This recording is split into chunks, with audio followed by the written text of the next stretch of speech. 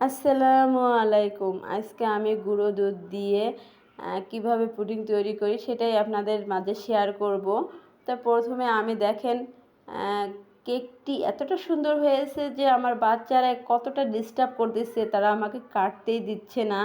তারা বারবার নিজেরা, আমি যখনই কাটি বাচ্চারা নিজেরাই নিয়ে খাওয়া শুরু করছে। এতটাই মজা হয়েছে, আমাকে কাটার সুযোগ পর্যন্ত দিচ্ছে না। তা গুঁড়ো দুধের যে এতটা মজার একটি রেসিপি তৈরি হয়, ডেজার্ট হয়, আমার জানা ছিল না। খুবই মজা হয় এই পুডিং রেসিপিটা, খুবই সুন্দর। আমি আজকে হার্ড আগেতে তৈরি করেছি। কতটা সুন্দর হয়েছে দেখেন, কোথাও কোনো ভেঙে যাচ্ছে না, খুবই সফট। দেখেন আমার বাচ্চাটা কীভাবে করতেছে, ডিস্টার্ব করতেছে। তা প্রথমে আমি কিভাবে তৈরি করি সেটাই দেখাবো। আমি এখানে 4 টেবিল চামচ চিনি নিয়েছি।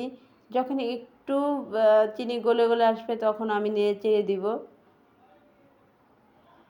এখানে চাইলে আপনারা একটু পরেও নেড়ে চেড়ে দিতে পারেন, কিন্তু আমি দেখা যাচ্ছে প্রথমেই দিয়েছি।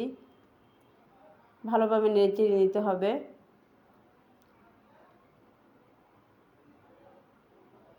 হয়ে গিয়েছে, এখন আমি ঢেলে নিব।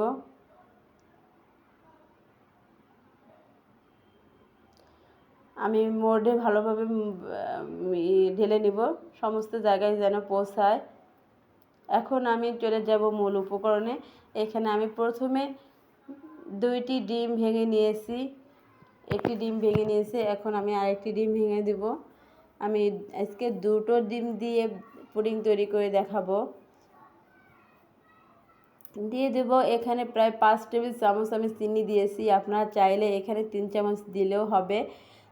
আমার বাচ্চারা একটু মিষ্টি বেশি খায়, ওরা চিনির মিষ্টি যদি কম হয় তাহলে খেতে চাবে না, এই কারণে আমি একটু মিষ্টি বেশি দিয়েছি। আর দিয়েছি সামান্য একটু লবণ। ভালোভাবে ফেটে নিতে হবে। আমি প্রায় 2 মিনিট ধরে ফেটে নিচ্ছি, আমার চিনিটা গলে গিয়েছে। এখন আমি দিয়ে দেবো, দেখেন আমার ডিম কীভাবে ফেটে নিয়েছি, কালারটাই চেঞ্জ হয়ে গিয়েছে। এখন আমি 1 কাপ গুঁড়ো দুধ দিয়ে দিলাম। দিয়ে দেবো সেই কাপেরই 1 কাপ পানি। আমি এখন ভালোভাবে মিশিয়ে নিব, যাতে কোথাও কোনো দলা পেকে না থাকে। গুঁড়ো দুধ ভালোভাবে মেশাতে হবে। আমি ভালোভাবে মিশিয়ে নিব। আমার মেশানো হয়ে গিয়েছে, এখন আমি মোল্ডে ঢেলে নিব। দেখেন আমার ডিমের যে ক্যারামেল কতটা পারফেক্টভাবে সেট হয়ে গিয়েছে।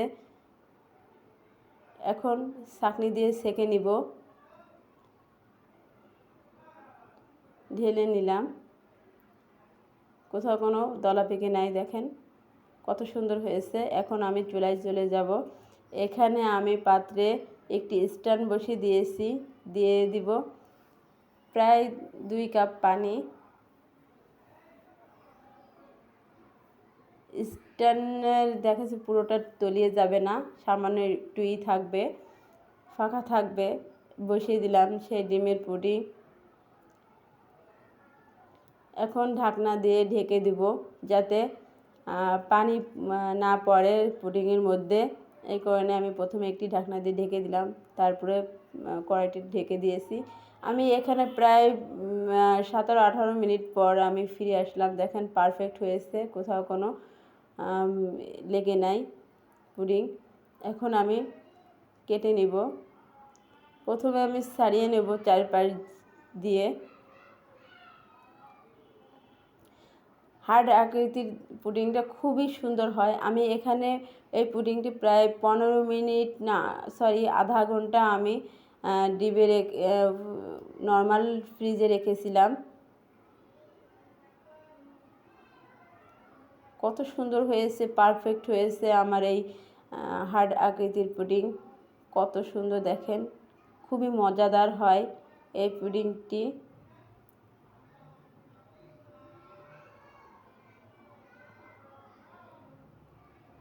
কোথাও কোনো ভেঙে যায়নি।